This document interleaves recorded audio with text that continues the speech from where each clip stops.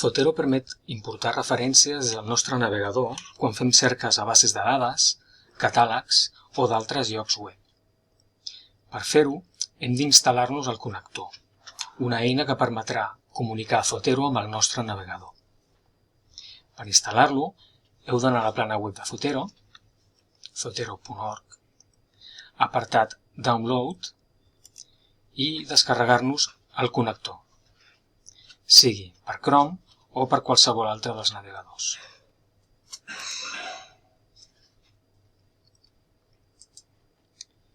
Afegim l'extensió i li donem permís.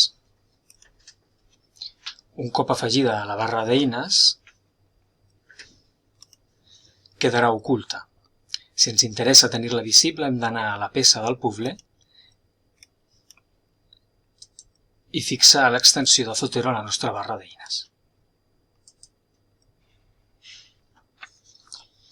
Un cop fet això, la icona de Zotero la tindrem sempre a la vista, però anirà canviant segons la plana web per on estem navegant. Això pot confondre, així que cal que hi parem atenció.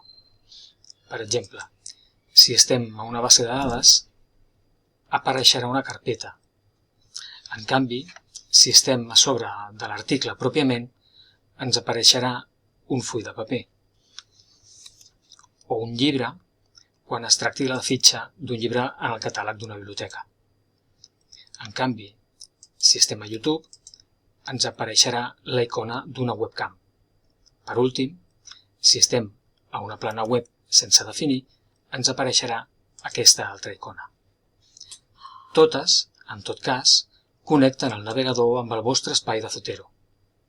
Anem al cas més comú, que és el de les bases de dades. Hem fet una cerca senzilla i ens ha donat un nombre de resultats. Per traslladar-los al nostre espai de Zotero, clicarem a la icona de la carpeta. Per defecte agafarà tots els articles que tenim en pantalla. És a dir, que si ens interessen més articles, haurem de canviar la visualització dels resultats o anar important els articles pantalla a pantalla. Ara podem deixar tots els articles o només aquells que seleccionem.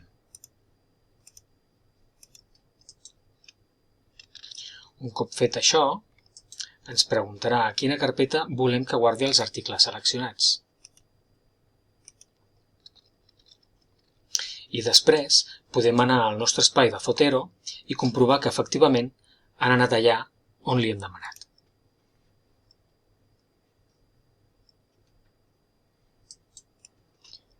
Zotero organitza la informació de la referència en la fitxa on podeu afegir notes,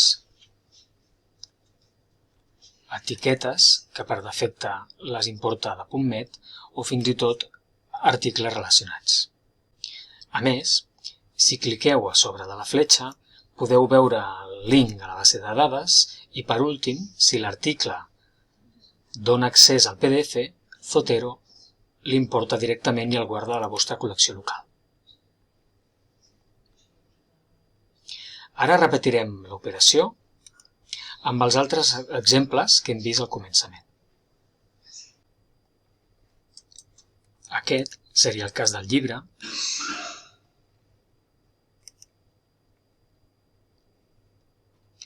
que també queda reflectit a Zotero amb la seva pròpia icona.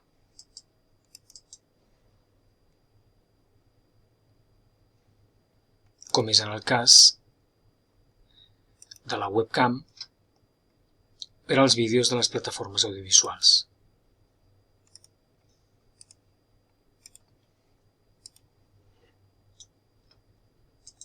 O en el cas de les pàgines web.